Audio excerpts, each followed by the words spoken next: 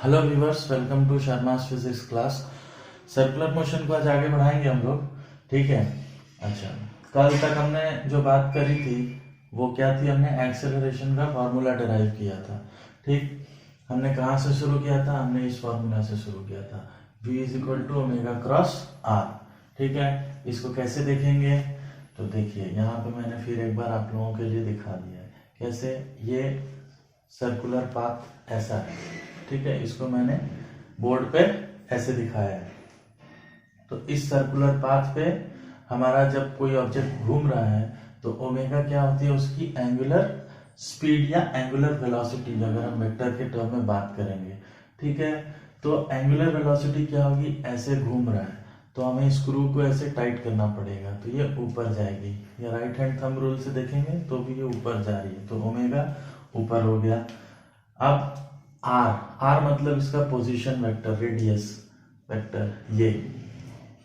ठीक, तो omega cross r, omega omega cross r बाहर की तरफ इस पॉइंट पे आएगा वेलोसिटी ऐसे, इसको मैंने यहाँ पे ऐसे दिखाया है।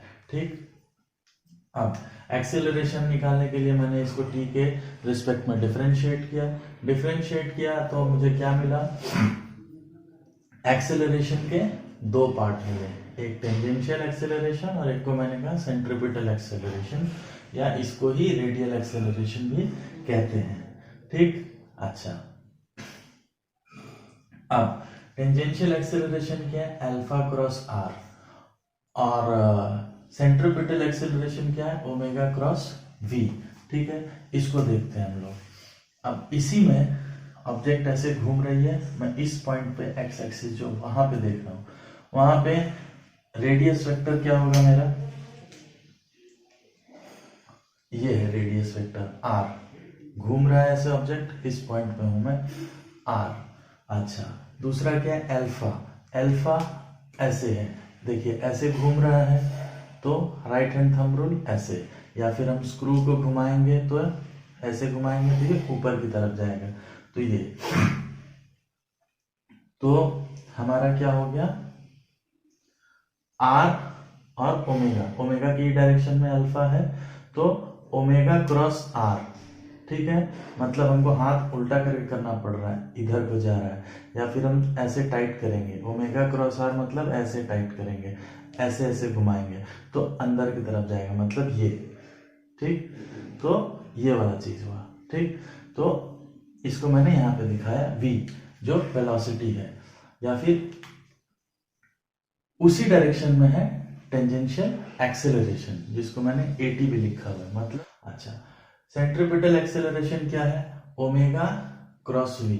ओमेगा, ये रहा मेरा ओमेगा ऊपर की तरफ, v वेलोसिटी मैंने अभी निकाला, ऐसे अंदर की तरफ इस जगह पे। ठीक, तो ओमेगा क्रॉस v, हमको ओमेगा से v में जाना है तो स्क्रू खोलना पड़ेगा इस तरफ, मतलब ऐसे। ठीक, ऐसे है, तो ये सेंटर की तरफ है एक्सेलरेशन। ठीक, अच्छा, इसमें जो ये है सेंट्रीपिटल एक्सेलरेशन, इसको क्यों सेंट्रीपिटल कहते हैं? क्योंकि ये हमेशा सेंटर ऑफ द सर्कल की तरफ डायरेक्टेड होता है। देखिए इस डायरेक्शन में ऐसे घूम रही है ऑब्जेक्ट, इस पॉइंट पे सेंटर की तरफ, उल्टे दिशा में आया तो ऐसे नहीं है, एसी इस तरफ है। यहाँ पे देखिए क्या है? Centripetal omega cross v, omega ऊपर की तरफ, वेलोसिटी इस तरफ है, तो ओमेगा क्रॉस वी इस तरफ जा रहा है। देखो ये ओमेगा, ओमेगा तो ऊपर ही है, ऐसे ही घूम रही है। ठीक है, वेलोसिटी इस पॉइंट पे ऐसे होगी इस तरफ, वी इस तरफ, तो ओमेगा वी ऐसे है, ओमेगा वी, तो ओमेगा क्रॉस वी टाइट करेंगे, बाहर जाएगा, मतलब इधर सेंटर की तरफ। ठीक, तो सेंट्रीपिटल एक्सेलरेशन हमेशा क्या होता है? सेंटर की तरफ डायरेक्टेड होता है, और टेंजेंशियल एक्सेलरेशन हमेशा सरफेस, जो सर्कुलर मोशन है वो सर्कुलर पाथ के टेंजेंट में होता है, बट हर क्षण वो अपना डायरेक्शन चेंज कर सकता है, तभी वो टेंजेंट हो सकता है। अगर यहाँ पे ऐसे है तो यही चीज यहाँ पे नहीं होगा, थोड़ा आगे बढ़ेगा फिर चेंज हो जाएगा, फिर चेंज हो जाएगा, तो ये टेंजेंशियली अपने, मतलब जो लीनियर स्पीड है वो टेंजेंट होती है और हर सेकंड चेंज होती रहती है, ठीक है। अच्छा, ये दोनों एक्सेलरेशन क्या होते हैं, एक दूसरे के परपेंडिकुलर होते हैं। जैसे कि मैं इस सर्कल में दिखा रहा हूँ, ये मेरा ओरिजिन है, x axis y axis, reference हमेशा आपको ध्यान रखना है।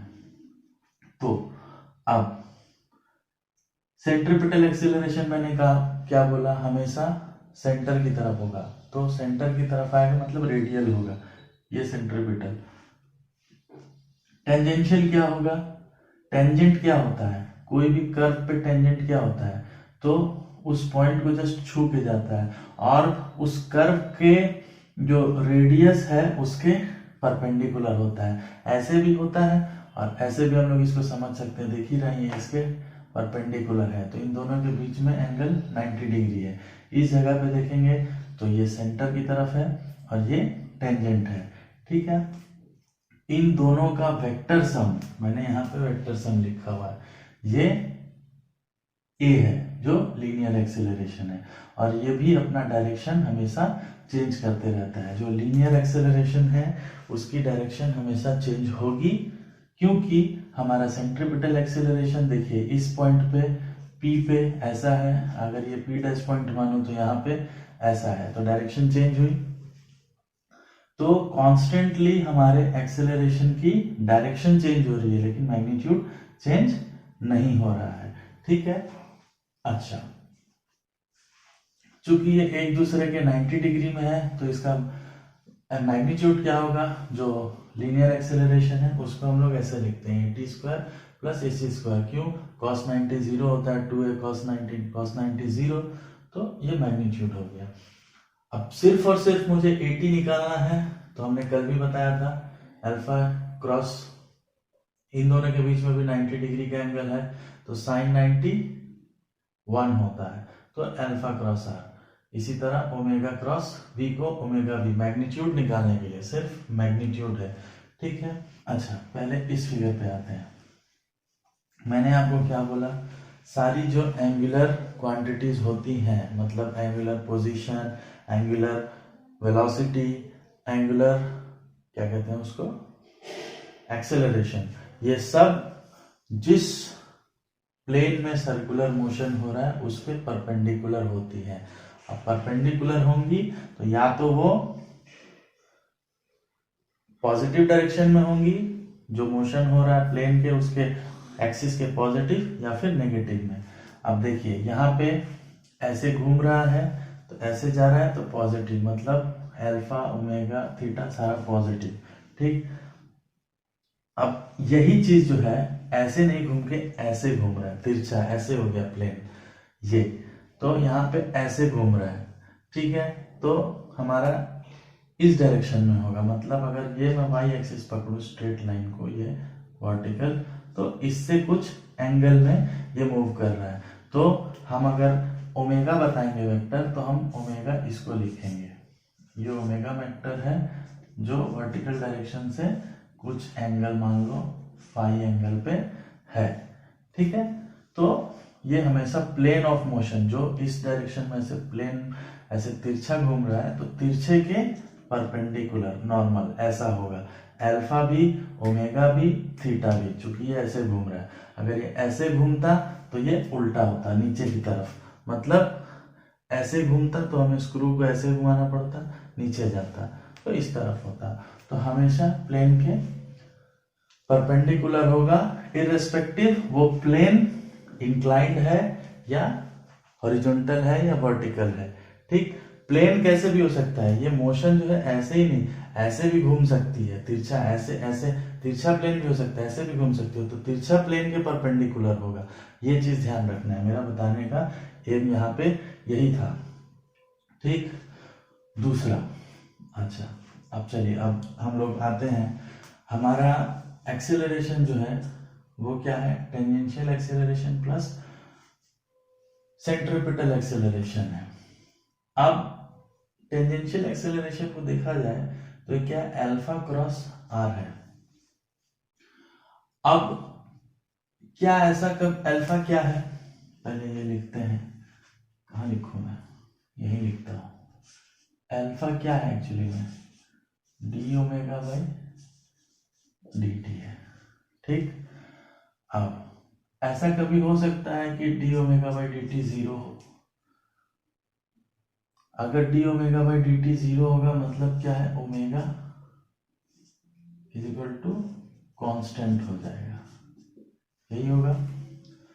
इसका मतलब ये है कि सर्कल में कोई ऑब्जेक्ट घूम रही है।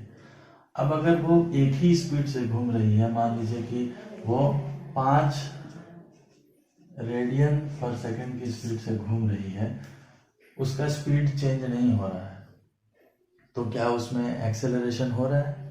नहीं हो रहा है। ऑब्वियस सी बात है, एंगुलर एक्सेलरेशन नहीं हो रहा है। Alpha is angular acceleration. मैं हमेशा बात कर रहा हूँ अभी एंगुलर एक्सेलरेशन की।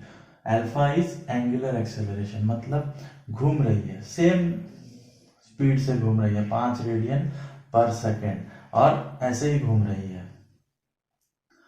मतलब अगर क्लॉकवाइज घूम रही है तो क्लॉकवाइज, एंटी क्लॉकवाइज घूम रही है तो एंटी क्लॉकवाइज, तो घूम रही है, तो इसमें अल्फा 0 होगा। तो अल्फा जब 0 होगा तो क्या होगा, हमारा टेंजेंशियल एक्सेलरेशन 0 हो जाएगा। अच्छा, टेंजेंशियल एक्सेलरेशन 0 होगा तो क्या होगा, हमारा एक्सेलरेशन सिर्फ क्या रह जाएगा, AC, सेंट्रीपिटल एक्सेलरेशन के बराबर हो जाएगा। मतलब ये वाला पार्ट अब नहीं रहेगा। अगर सर्कुलर मोशन में ऑब्जेक्ट की स्पीड चेंज नहीं हो रही है, मतलब ऑब्जेक्ट की speed in the sense angular speed या एंगुलर वेलोसिटी कह लीजिए, एंगुलर वेलोसिटी अगर चेंज नहीं हो रही है तो उस ऑब्जेक्ट में एंगुलर एक्सेलरेशन 0 होगा।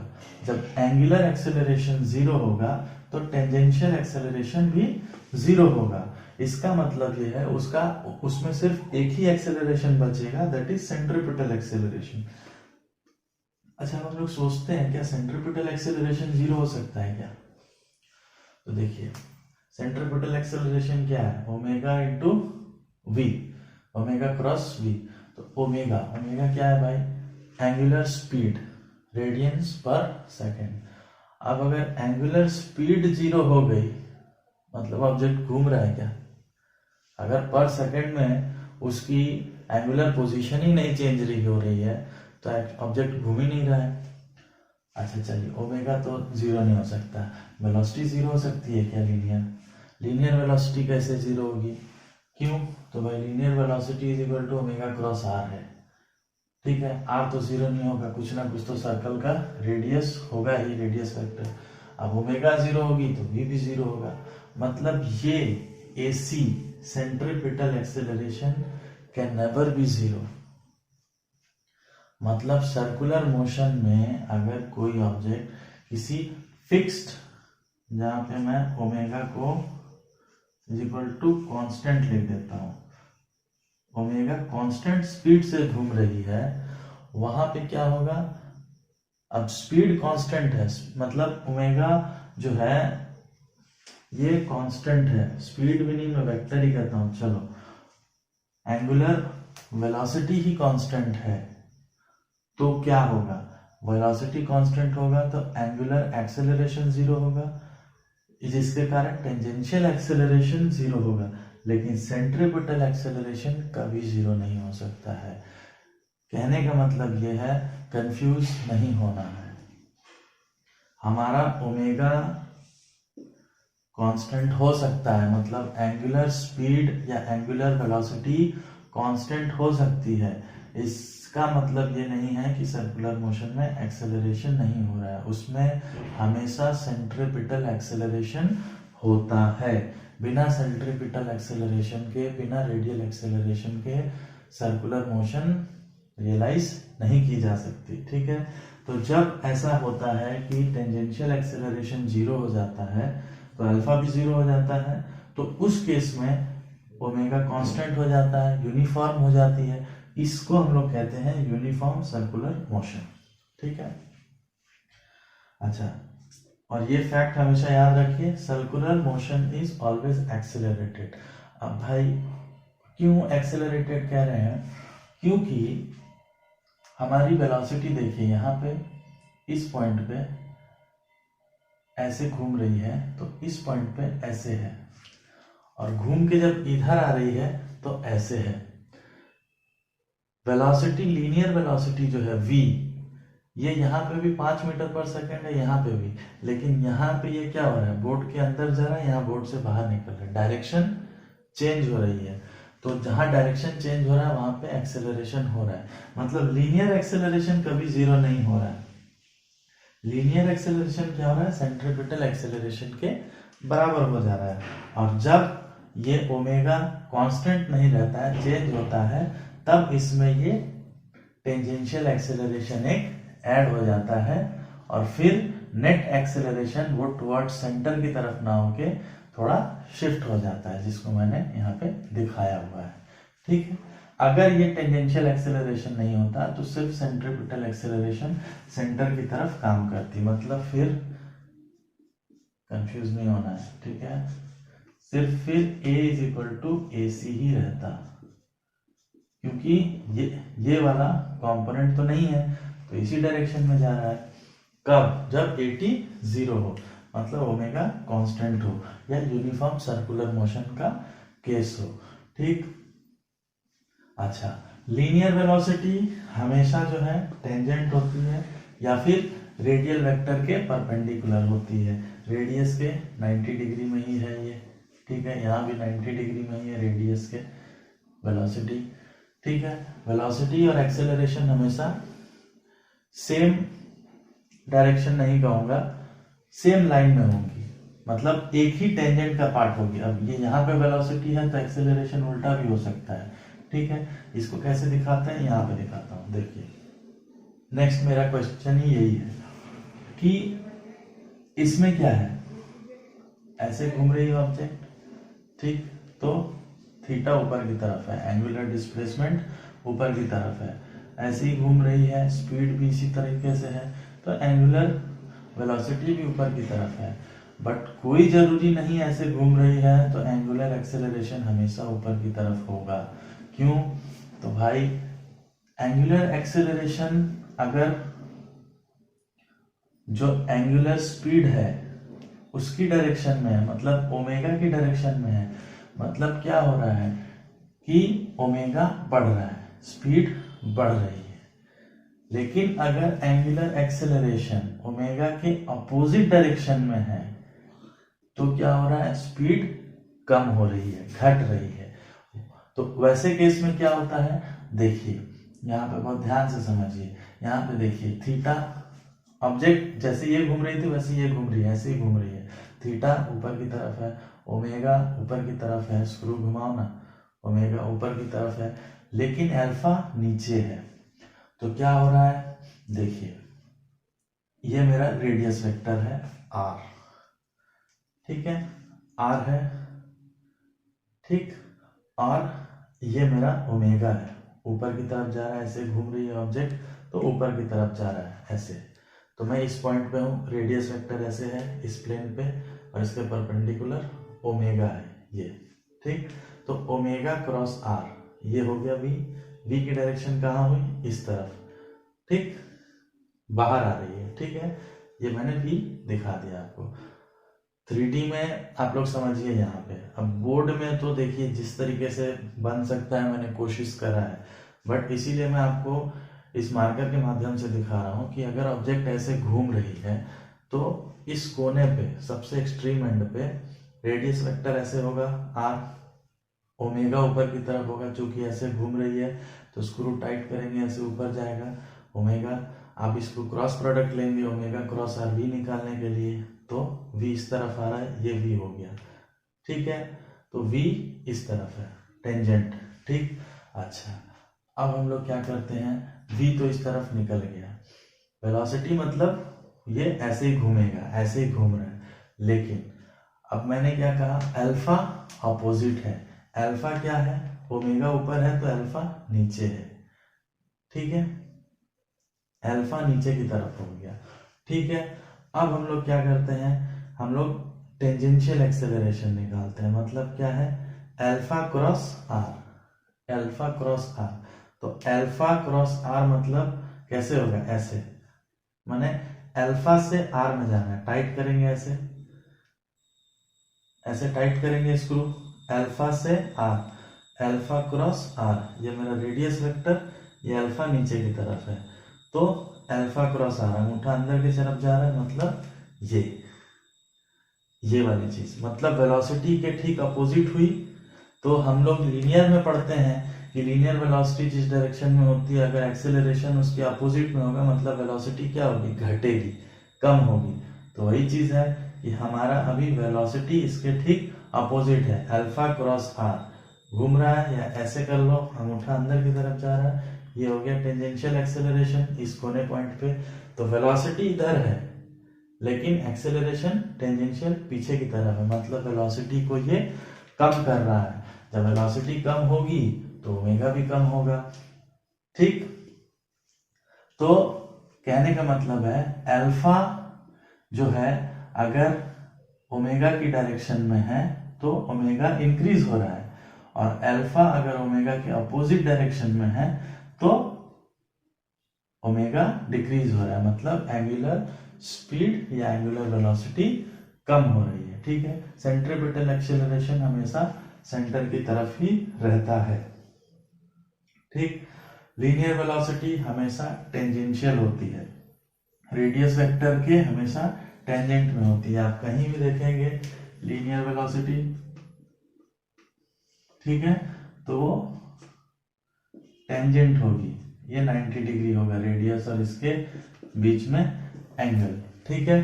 तो लीनियर वेलोसिटी हमेशा ऑलवेज टेंजेंशियल होती है। टेंजेंशियल होने का मतलब ये है, देखिए यहाँ से भी क्लियर हो रहा है कि जब वेलोसिटी टेंजेंट है मतलब हर पॉइंट पे वेलोसिटी चेंज हो रही है, मतलब एक्सेलरेशन हो रहा है। ऐसे भी हम लोग समझ सकते हैं कि सर्कुलर मोशन बिना एक्सेलरेशन के नहीं हो सकता, ये ऑलवेज एक्सेलरेटेड है।